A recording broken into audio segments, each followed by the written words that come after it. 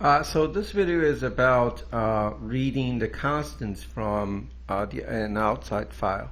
So remember, we have this site which is a very long list. So basically it is a collection or an array in which there are many objects or piece of whatever you call that. So you can imagine that this list is already quite long, but you can imagine that we can keep building this list, and it's going to be very, very long. So that one actually can sit outside of this program. So what I did here is that I put that as a separate JS file. I called it input.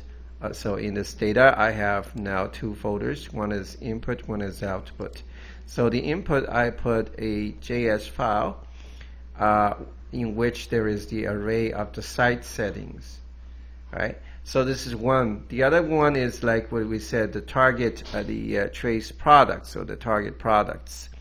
So this one is also a constant, so we can also put it in the input as a JS file.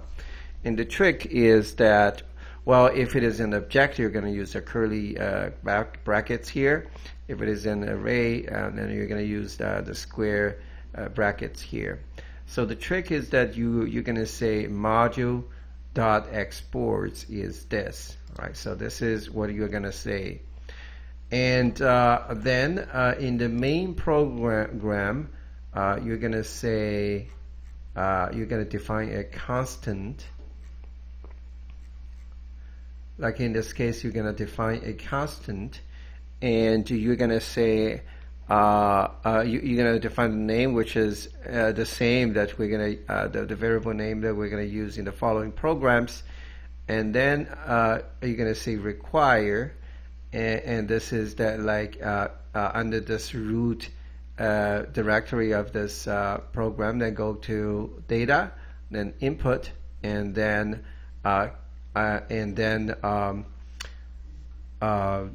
import the contents in that JS file.